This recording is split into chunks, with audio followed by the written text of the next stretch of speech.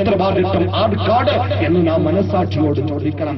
ആരെങ്കിലും ഒന്ന് ഓടിയിട്ടിരുന്നുവെങ്കിൽ ഞാൻ അഹങ്കാരം പറയുകയല്ല, ഞാൻ പറയട്ടെ, ഞങ്ങൾ വലിയ പാർട്ടിയുമല്ല എന്ന് ഞാൻ പറയട്ടെ, ഞങ്ങളുടെ പ്രവർത്തകനായിരുന്നുവെങ്കിൽ, ഞങ്ങളുടെ ഒരു പ്രവർത്തകനെയാണ്, ഞങ്ങളുടെ പ്രവർത്തകർ രക്തസാക്ഷികളായിട്ടില്ല എന്നല്ല, രക്തസാക്ഷികളാകുകയില്ല എന്നുമല്ല, ഇനിയും ഞങ്ങളത് പ്രതീക്ഷിക്കുന്നില്ല എന്നുമല്ല. പക്ഷേ ഇത്തരം ഒരു പ്രതിസന്ധിയിൽ പെട്ടുകൊണ്ട് ഞങ്ങളുടെ ഒരു പ്രവർത്തകനാണ് വിളിച്ചതെങ്കിൽ 20 ലീഗ് നേതാക്കളെ വിളിക്കേണ്ട, ഏതെങ്കിലും ഒരു സോഷ്യൽ ഡെമോക്രാറ്റ് പാർട്ടി ഓഫ് ഇന്ത്യയുടെ പ്രവർത്തകര് ഒരു മിസ്ഡ് കാൾ കൊടുത്തിരുന്നുവെങ്കിൽ അവനവന്റെ ജീവൻ പണയപ്പെടുത്തിയെങ്കിലും പ്രിയപ്പെട്ട സഹപ്രവർത്തകന്റെ ജീവൻ രക്ഷിക്കാൻ അവിടെ ഓടിയെത്തുമെന്ന കാര്യത്തിൽ സംശയം വേണ്ട. അതാണ് social democrat party of India.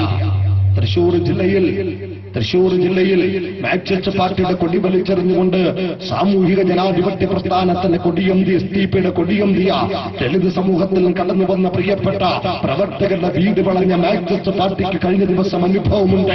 വീട് വളഞ്ഞ സന്ദർഭത്തിൽ ഞങ്ങളുടെ പ്രവർത്തകർക്ക് സന്ദേശം കിട്ടി.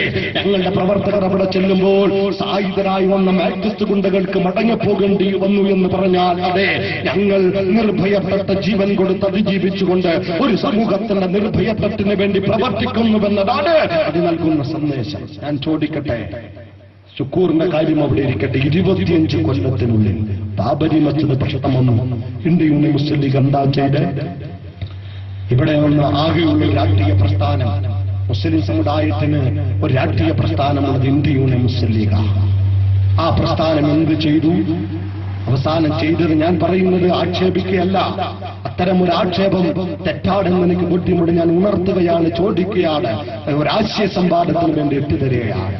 മെഹബൂബ് മില്ലത്ത് ഇബ്രാഹിം സുലൈമാൻ സൈദു സാഹിബ് എന്ന ഇന്ത്യ യൂണിയൻ മുസ്ലിം ലീഗിന്റെ അഖിലേന്ത്യാ അധ്യക്ഷൻ ബാബരി മസ്ജിദ് തകർക്കപ്പെട്ടതിന് ശേഷം മഹാരാഷ്ട്രയിൽ നടന്ന മുസ്ലിം വിരുദ്ധ കലാപത്തിൽ മുസ്ലിം കബദ്ധങ്ങളുടെ മുന്നിൽ ചെന്ന് നിന്ന് കണ്ണുനീരൊഴുക്കിക്കൊണ്ട് ഡൽഹിയിൽ മടങ്ങി വന്നുകൊണ്ട് പത്രസമ്മേളനം നടത്തി പറഞ്ഞു, ഇന്ത്യ യൂണിയൻ മുസ്ലിം ലീഗിന് ഇനി കോൺഗ്രസിന്റെ ബാബരി മസ്ജിദ് തകർത്ത് രാജ്യവ്യാപകമായി കലാപത്തിലൂടെ ലക്ഷക്കണക്കിന് മുസ്ലിങ്ങളടക്കുന്ന കോൺഗ്രസിന്റെ കൈപ്പറ്റിക്ക് പിന്തുണ കൊടുക്കാൻ സാധ്യമല്ല എന്ന് പരസ്യമായി പറഞ്ഞതിന്റെ പേരിൽ അഖിലേന്ത്യാ പ്രസിഡന്റ് നമുക്ക് ബോധ്യമുണ്ട്, താടി വെച്ച് തൊപ്പി വെച്ച് നിസ്കാര തഴമ്പുള്ള ഒരാട്ടിയ ജിറുതയും പെറാത്ത സംശുദ്ധമായ വ്യക്തിത്വത്തിന്റെ ഉദാഹരണമായ മെഹബൂബ് മില്ലത്ത് ഇബ്രാഹിം സുലൈമാൻ സൈദു സാഹിബിന് കറിവേപ്പില പോലെ പാർട്ടിയുടെ അഖിലേന്ത്യാ പ്രസിഡന്റ് സ്ഥാനത്ത് നിന്നും വലിച്ചെറിഞ്ഞ ഒരു രാഷ്ട്രീയ നയമായിരുന്നു ബാബരി മസ്ജിദ് പ്രതിസന്ധിയിൽ ഇന്ത്യ യൂണിയൻ മുസ്ലിം ലീഗ് സ്വീകരിക്കും.